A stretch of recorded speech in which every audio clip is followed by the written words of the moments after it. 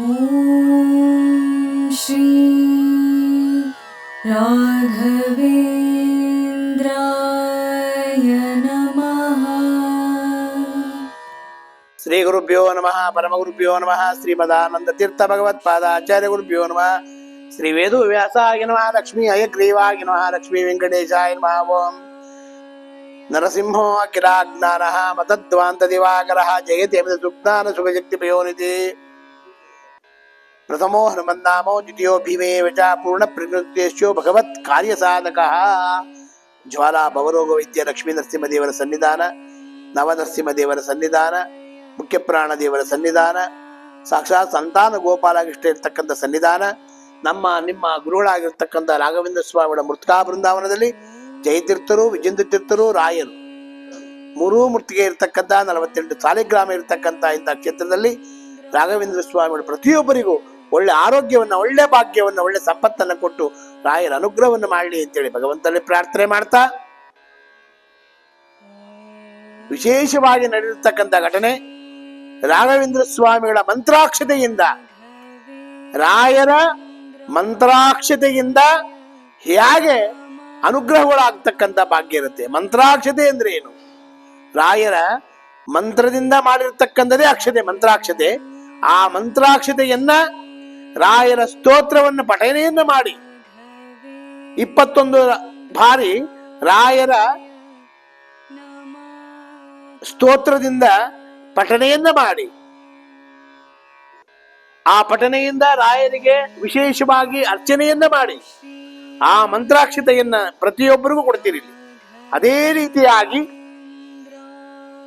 ಒಬ್ಬ ಮನುಷ್ಯ ಬೆಂಗಳೂರು ಗ್ರಾಮಾಂತರದಲ್ಲಿರ್ತಕ್ಕಂಥವನು, ದೇವನಹಳ್ಳಿ ತಾಲೂಕಲ್ಲಿ ಇರ್ತಕ್ಕಂಥವನು ಒಬ್ಬ ವಿಶೇಷವಾಗಿ ಬಂದ ಇಲ್ಲಿಗೆ. ಗುರುಗಳೇ, ನನ್ನ ಜಮೀನಿನಲ್ಲಿ ಬಹಳ ತೊಂದರೆಯಾಗಿದೆ, ನೀವು ನಮಗೆ ಅನುಗ್ರಹವನ್ನು ಮಾಡಿಕೊಡ್ಬೇಕು ಅಂತಂದ. ನಾನ್ ಮಾಡಕ್ ಯಾರ್ಯಾರೋ ರಾಯರಿದ್ದನ್ನು ಮಾಡ್ತಾರ ಹೋಗೋ ಅಂತಂದೆ. ಆಗ ವಿಶೇಷವಾಗಿ ಅಲ್ಲಿ ಗಂಡ ಹೆಂಡತಿ ಇಬ್ರು ಕೂಡಿದುಕೊಂಡು ರಾಯರಲ್ಲಿ ಪ್ರಾರ್ಥನೆಯನ್ನು ಮಾಡಿಕೊಂಡು, ಆ ಪ್ರಾರ್ಥನೆಯಿಂದ ವಿಶೇಷವಾಗಿ ರಾಯರ ಅನುಗ್ರಹವನ್ನು ಮಾಡಿದ್ದಾರೆ. ನಾನು ಮಂತ್ರಾಕ್ಷತೆ, ಆ ಬಿಳಿ ಸಾಸಿವೆಯನ್ನ ಮಂತ್ರಿಸಿ ರಾಯರ ಮುಂದೆ ಇಟ್ಟು ರಾಯರಿಗೆ ಒಂದು ಸಂಕಲ್ಪವನ್ನು ಮಾಡಿ, ಆ ಜಮೀನಲ್ಲಿ ಏನು ತೊಂದರೆಗಳಿವೆ ಆ ತೊಂದರೆಗಳೆಲ್ಲ ಪರಿಹಾರ ಮಾಡಪ್ಪ ಅಂತೇಳಿ ರಾಯರಲ್ಲಿ ಪ್ರಾರ್ಥನೆಯನ್ನು ಮಾಡಿ ಅವರಿಗೆ ಕೊಟ್ಟಿದ್ದೆ.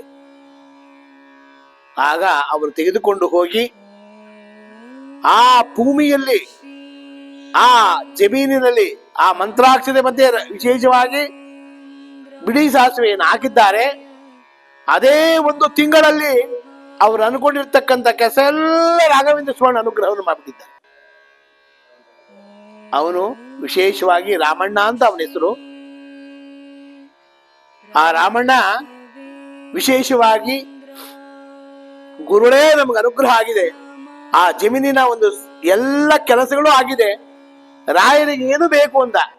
ರಾಯರಿಗೆ ಏನು ಕೊಡ್ತೀಯ ನೀನು? ಏನು ಬೇಡಪ್ಪ ಅಂದೆ. ಹಸು ಕರುವನ್ನ ಕೊಡಬೇಕು ಅಂತ ಸಂಕಲ್ಪ ಮಾಡ್ಕೊಂಡು ಹೋಗಿದ್ದೀನಿ ಗುರುಗಳೇ, ಹಸು ಕರು ನಿಮಗೆ ಕೊಡ್ತೀನಿ ಇಂದ. ಬೇಡಪ್ಪ, ಹಸು ಕರುವನ್ನ ಸಾಕುವುದಕ್ಕೆ ಬಹಳ ಕಷ್ಟ ಆಗುತ್ತಿದೆ, ಅದಕ್ಕೋಸ್ಕರ ಹಸು ಕರು ಕೊಡೋದು ಬೇಡ ನಮ್ಗೆ, ನಿನ್ನ ರಾಯರ ಇಚ್ಛೆ ಏನಿರುತ್ತೆ ಅದು ಮಾಡೋಣ ಅಂತಂದೆ. ಆಗ ಮಾರನೇ ದಿವಸ ಗುರುವಾರ ಬಂದ. ಗುರುಗಳೇ, ರಾಯರಿಗೆ ಏನೋ ಒಂದು ಮಾಡಬೇಕು, ಅವರ ಅನುಗ್ರಹದಿಂದ ಎಲ್ಲ ನನ್ನ ಕೆಲಸಗಳಾಗಿದೆ, ಆ ಕೆಲಸ ಆಗಿರೋದ್ರಿಂದ ನನ್ನ ಕೈಲಾದಷ್ಟು ಯಥಾಶಕ್ತಿ ನಾನು ಕೊಡ್ತೀನಿ ಅಂತ ಹೇಳಿ ಅಂದ. ಆಗ ವಿಶೇಷವಾಗಿ ರಾಯರ ಅನುಗ್ರಹಕ್ಕೆ ರಾತ್ರಿ ಸ್ವಪ್ನದಲ್ಲಿ ಬಂದು, ಅವರ ಮನೆಯೇ ದೇವರು ಶ್ರೀನಿವಾಸ ದೇವರು ಅವರ ಕನಸಿಗೆ ಬಂದಿದ್ರಂತೆ. ಆ ಕನಸಿಗೆ ಬಂದಾಗ ಗುರುಗಳೇ, ನಮ್ಮ ರಾತ್ರಿ ಶ್ರೀನಿವಾಸ ದೇವರು ಬಂದಿದ್ರು ಅಂತ. ಆಗ ನಾನಂದೆ, ನೀನೇನು ಮಾಡ್ಬೇಡಪ್ಪ, ಶ್ರೀನಿವಾಸ ದೇವರ ಒಂದು ಬೆಳ್ಳಿ ವಿಗ್ರಹವನ್ನ ದಾನ ಕೊಟ್ಬಿಡೋಣ ಬಿಡು ನಿನ್ನ ಒಂದು ಬಜೆಟ್ ಅಲ್ಲಿ ಅಂತೇಳಿ ಅವನು 50,000 ರಾಯರಿಗೆ ಸಮರ್ಪಣೆಯನ್ನ ಮಾಡ್ದ. ಅದೇ ಬೆಳ್ಳಿಯ ಒಂದು ವಿಶೇಷವಾಗಿರ್ತಕ್ಕಂಥ ವಿಗ್ರಹವನ್ನ ತಂದು ರಾಯರ ತಲೆ ಮೇಲೆ ಪ್ರತಿ ಗುರುವಾರ ರಾಯರ ತಲೆ ಮೇಲೆ ಇಟ್ಟು ಅಭಿಷೇಕ ಆಗುತ್ತೆ. ಅದಕ್ಕೆ ರಾಯರ ಅವನಿಗೆ ಯಾವ ರೀತಿ ಅನುಗ್ರಹ ಮಾಡಿದ್ರು ಅಂತಂದ್ರೆ, ಆ ಮಂತ್ರಾಕ್ಷತೆಯ ಒಂದು ವಿಶೇಷವಾಗಿರ್ತಕ್ಕಂಥ ಫಲ, ಆ ಮಂತ್ರದಿಂದ ಮಾಡಿರ್ತಕ್ಕಂಥ ಅಕ್ಷತೆ, ಆ ಅಕ್ಷತೆ ಹೇಗಿರ್ಬೇಕು, ಅವನು ತಗೊಂಡೋಗಿದ ತಕ್ಷಣ ಆ ಅಕ್ಷತೆಯನ್ನ ಕಣ್ಣಿಗೆ ಹೊತ್ತುಕೊಂಡು ಆ ಭೂಮಿಯಲ್ಲಿ ಹಾಕಿ, ಆ ಭೂಮಿಯಲ್ಲಿ ಆಗಿರ್ತಕ್ಕಂಥ ಎಲ್ಲ ಕಷ್ಟಗಳು ಪರಿಹಾರ ಆಗಿ ಅವನ ಕಷ್ಟದಿಂದ ಆ ಗುರುಗಳೇ ಅನುಗ್ರಹವನ್ನು ಮಾಡಿದ್ದಾರೆ ಅವನಿಗೆ ಅಲ್ವಾ. ಅದರಿಂದ ಈ ಮಂತ್ರಾಕ್ಷತೆಯನ್ನ ತೆಗೆದುಕೊಂಡು ಬೇಕಾದ್ರೆ ಭಕ್ತಿಯಿಂದ 2 ಕಾಳಾಗ್ಲಿ 4 ಕಾಳಾಗ್ಲಿ ತೆಗೆದುಕೊಂಡು ತಲೆ ಮೇಲೆ ಹಾಕೊಂಡು ಗುರುಗಳನ್ನು ಸ್ಮರಣೆಯನ್ನು ಮಾಡಬೇಕಂತೆ. ಗುರುಗಳ ಸ್ಮರಣೆಯನ್ನು ಮಾಡಿ, ರಾಯರ ಸ್ಮರಣೆಯನ್ನು ಮಾಡಿ, ಮಂತ್ರಾಕ್ಷತೆಯಿಂದ ಆ ಮಂತ್ರಾಕ್ಷತೆ ಸ್ಮರಣೆಯನ್ನು ಮಾಡಿದಾಗ ನಮಗೆ ಇರ್ತಕ್ಕಂಥ ಎಲ್ಲ ರುಜು ರೋಗಗಳೆಲ್ಲ ಪರಿಹಾರ ಆಗ್ತಕ್ಕಂಥವಾಗಿರುತ್ತದೆ. ಯಾಕೆಂದ್ರೆ ಇಲ್ಲಿ ವಿಶೇಷವಾಗಿ ಭಗವಂತನ ಒಂದು ನಂದ್ರ ಇರುತ್ತೆ. ಆ ನಂದ್ರಕ್ಕೆ ಬಿದ್ದಾಗ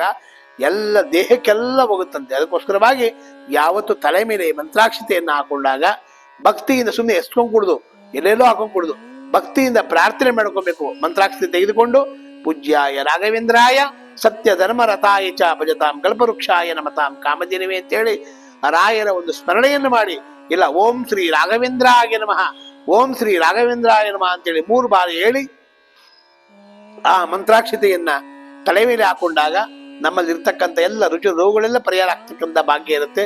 ಮತ್ತೆ ಒಳ್ಳೆ ಜ್ಞಾನ ಸಂಪತ್ತು ಬರ್ತಕ್ಕಂಥ ಭಾಗ್ಯ ಇರುತ್ತೆ. ನಮ್ಮ ದೇಹದಲ್ಲಿ ಇರ್ತಕ್ಕಂಥ ಎಲ್ಲ ಕಷ್ಟಗಳು ಪರಿಹಾರ ಆಗ್ತಕ್ಕಂಥ ಭಾಗ್ಯ ಇರುತ್ತಂತೆ. ಅದಕ್ಕೋಸ್ಕರವಾಗಿ ಇಂಥ ಮಂತ್ರಾಕ್ಷತೆಯನ್ನ ಯಾರು ತೆಗೆದುಕೊಂಡು ನಮ್ಮ ಒಳ್ಳೆ ಕೆಲಸಕ್ಕೆ ಉಪಯೋಗಿಸ್ತೀರಾ, ಒಳ್ಳೆ ಜ್ಞಾನಕ್ಕೆ ಉಪಯೋಗಿಸ್ತೀರಾ, ಮಂತ್ರದಿಂದ ಮಾಡಿರ್ತಕ್ಕಂಥ ಮಂತ್ರಾಕ್ಷತೆನೇ ಅವರಿಗೆ ಫಲ ಕೊಟ್ಟಿದೆ ಅಂದ್ರೆ ನಮ್ಮ ಕ್ಷೇತ್ರಕ್ಕೆ ಬಂದು ವಿಶೇಷವಾಗಿ ರಾಯರ ಒಂದು ಸ್ಮರಣೆಯನ್ನು ಮಾಡಿ, ರಾಯರ ಒಂದು ಭಕ್ತಿಯಿಂದ ರಾಯರಿಗೆ ಕರೆದಾಗ ಆ ವಿಶೇಷವಾದ ಅನುಗ್ರಹವನ್ನು ಮಾಡಿಕೊಡಿ.